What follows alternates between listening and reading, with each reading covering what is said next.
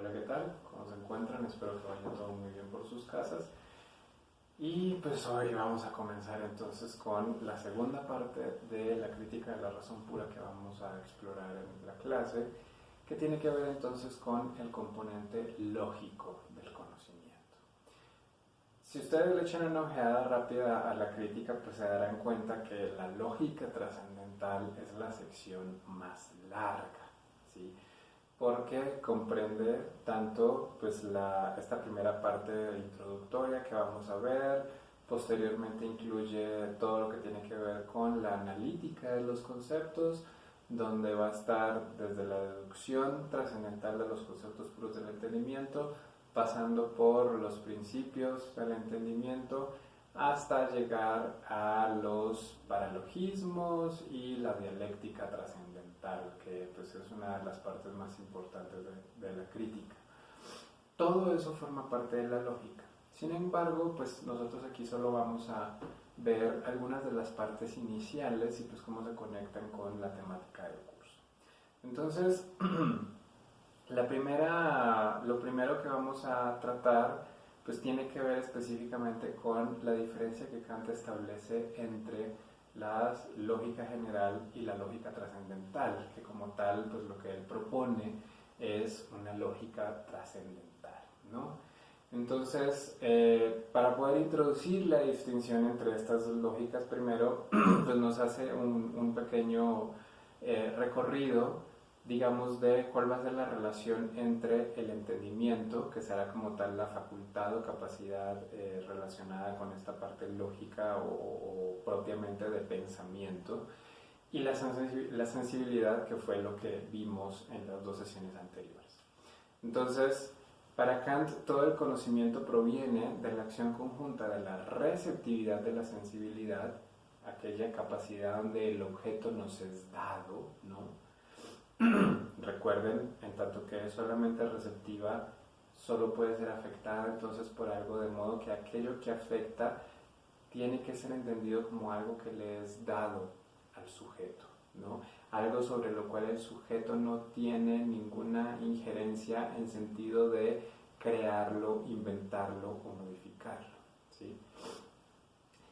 Y de la espontaneidad de los conceptos, es decir, la manera como ese objeto que es dado en la sensibilidad pasa a ser pensado por el entendimiento. Entonces son las dos componentes básicos de todo lo que Kant llama conocimiento.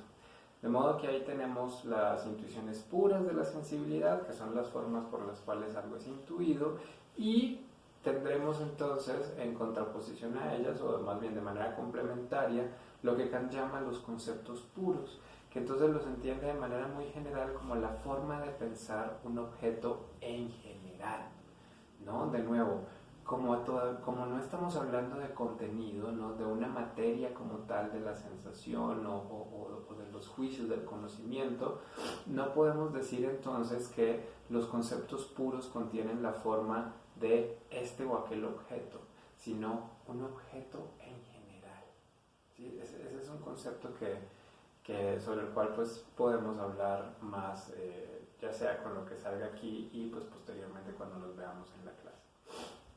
Ahora bien, los conceptos puros se encuentran en el entendimiento, y el entendimiento lo concibe Kant como la facultad de producir representaciones o la espontaneidad del conocimiento. Entonces, vea, aquí ya está usando estas dos palabras, producir y espontaneidad. Es decir, la capacidad que tiene el entendimiento es una capacidad de hacer, de actuar, ¿sí? Es una capacidad activa. Ahora sí, en contraposición a la sensibilidad como una capacidad pasiva que solamente se puede dejar afectar y que por lo tanto presenta siempre algo como ya dado y no como algo producido, que es lo que puede hacer el entendimiento. Entonces, ahí es donde en el conocimiento se van a articular estas dos facetas, ¿no? Por un lado, un objeto que es dado en la intuición, y por otro, un objeto que es producido en el pensamiento. Y esas dos cosas entonces se tienen que encontrar en el conocimiento como tal, ¿no?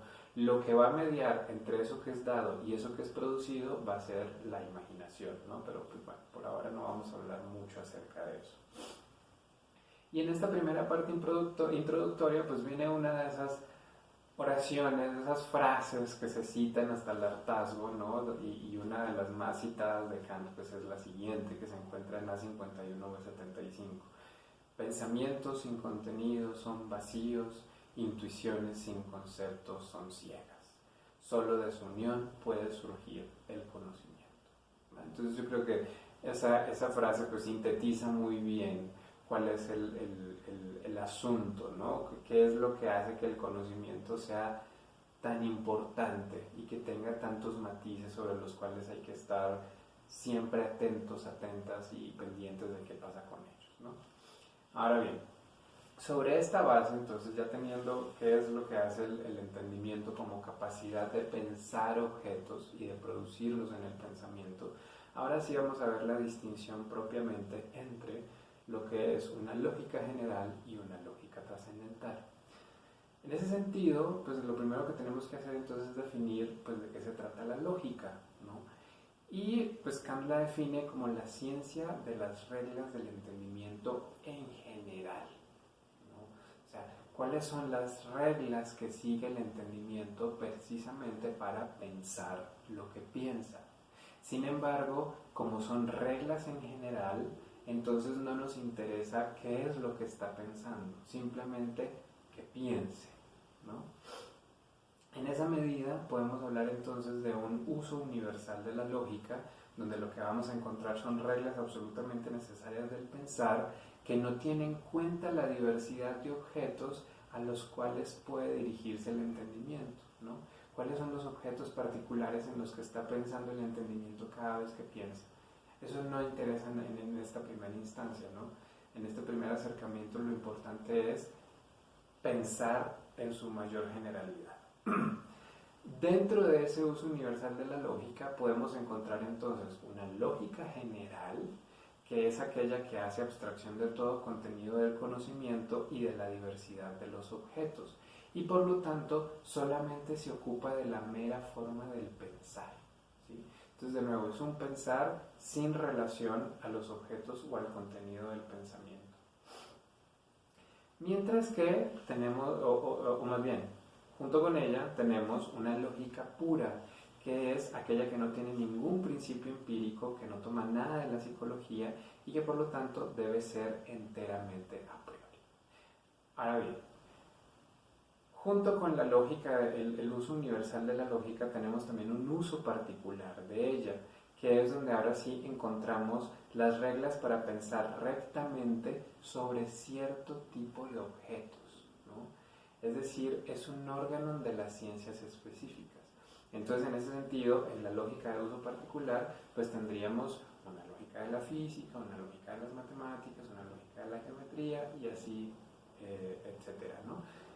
¿Cómo se piensan ciertos objetos específicos? Entonces, esto es lo que conforma a la lógica general, ¿sí? Pero a Kant le va a interesar es una lógica que él llama trascendental, ¿sí? Esta es una partición de la lógica que no existía antes de Kant, ¿no? Sino que él la introduce precisamente para abordar el problema que él planteó en relación a la razón pura, ¿no?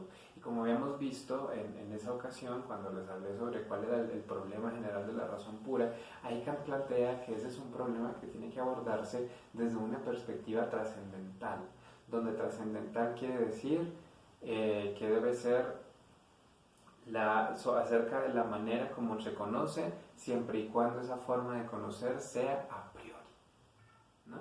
Pero en tanto que ella nos está hablando de conocer, y como vimos, conocer tiene que ver también con aquello que es dado en la sensibilidad, entonces esta lógica trascendental de alguna manera tiene que tener una referencia a esos objetos que van a ser dados en la sensibilidad, ¿va?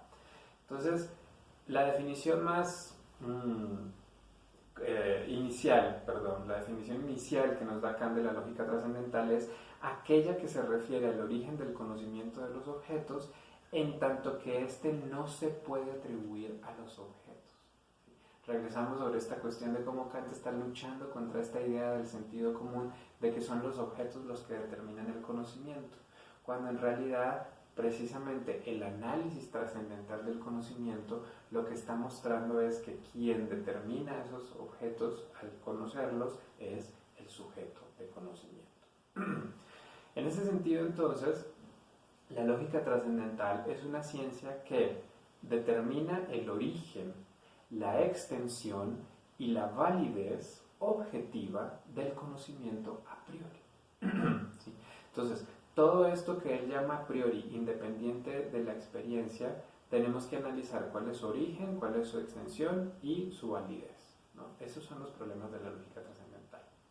Y en ese sentido, entonces, ella se va a ocupar de las leyes del entendimiento en la medida en que está referida a priori a objetos. Entonces aquí surge una idea muy extraña, ¿no? ¿Cómo es posible que haya leyes del entendimiento que sin estar mediadas por la experiencia se puedan referir a objetos que solamente van a aparecer en la experiencia? ¿Sí?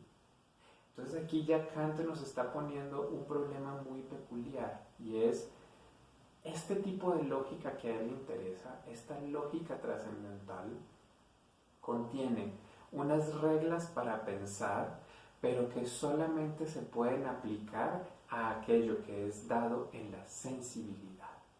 ¿Sí? Cualquier otra cosa que no pase por la sensibilidad, no podemos decir entonces que le concierne a la lógica trascendental. Ya sería más bien problema de una lógica general. Aquí entonces vamos a tener dos puntos que se conjugan, ¿no? Por un lado, la preocupación por el origen del conocimiento en las estructuras cognitivas del sujeto trascendental, ¿no? De nuevo, ahora sí complementar esa capacidad pasiva, afectiva, que es la sensibilidad, con algo que es capaz de producir y de hacer, que es el entendimiento. Y a ello le vamos a sumar perdón, la necesidad de dar cuenta de los objetos como algo hasta cierto punto dado y cuya existencia no depende del sujeto. Pero a pesar de que su existencia no depende del sujeto, la manera de pensarlos sí. Esa es la tensión constante que hay en la manera como Kant está pensando este problema de lo trascendental en el conocimiento, ¿no? Es un objeto que nos es dado y por lo tanto no se puede modificar, pero pensarlo es algo que depende completamente del sujeto. Sobre eso entonces va a versar su forma de entender la lógica y las distintas maneras entonces como va a ir proponiéndonos las distintas partes o estructuras que lo componen, así como las preguntas que se van a ir articulando en torno suyo.